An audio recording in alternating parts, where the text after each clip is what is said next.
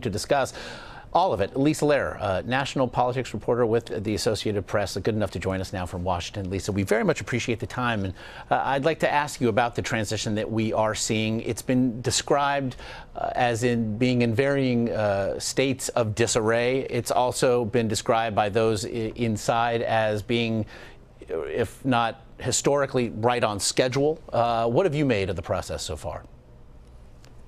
Well, look, it's not a process we should be particularly surprised by. Donald Trump went through 3 different campaign teams during his candidacy.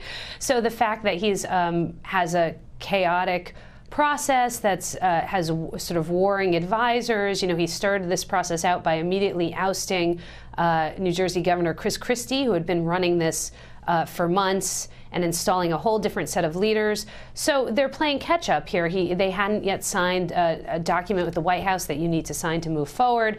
So this shouldn't be surprising. He was an untraditional candidate. He ran a chaotic campaign. He has a chaotic transition. You mentioned the ouster of Chris Christie. It's an ouster that some do attribute to Donald Trump's son-in-law, Jared Kushner. What are you hearing about a possible role for Kushner in a Trump White House? That is one of the biggest questions in Washington right now, which is where does Jared Kushner fit in?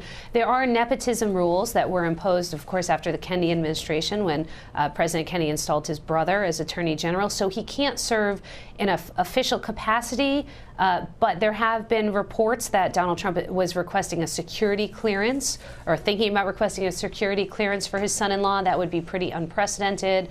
I mean, look, it's unprecedented in a number of ways. We haven't really had a president with adult children in several decades who have been this involved. We know that that Jared Kushner is one of his closest advisors, that he has his father-in-law's ear.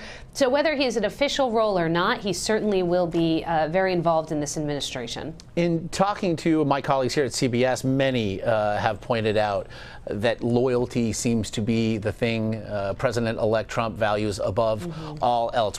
When you look at the names, the favorites, if you will, is that your sense as well?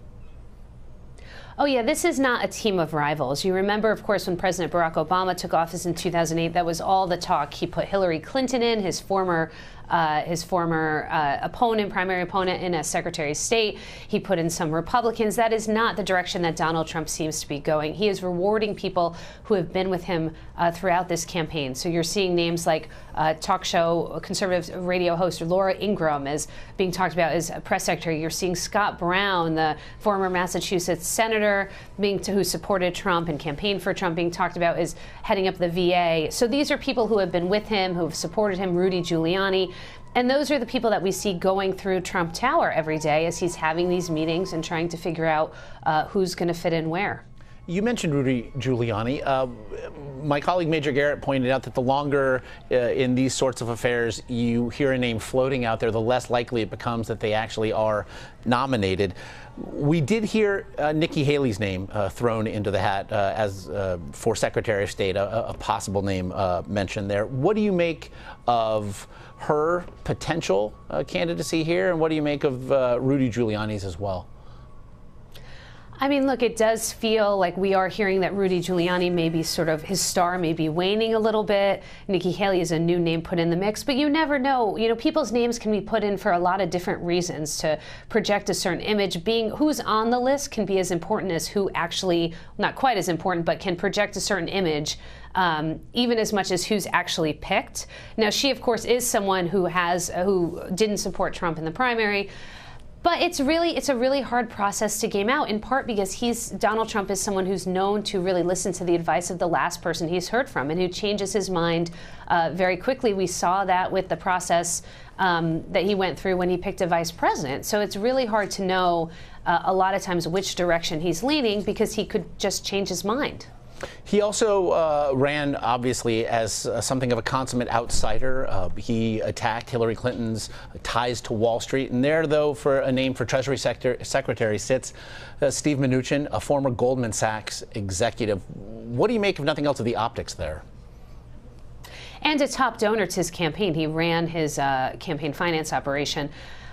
I mean, it does certainly conflict with his pledges to drain the swamp. They have imposed pretty strict lobbying rules on who could be involved in the administration. So they are trying. But Donald Trump, as you said before, is a man who prides himself on loyalty and rewards loyalty. So even if someone was a donor, that may make them more eligible in his eyes.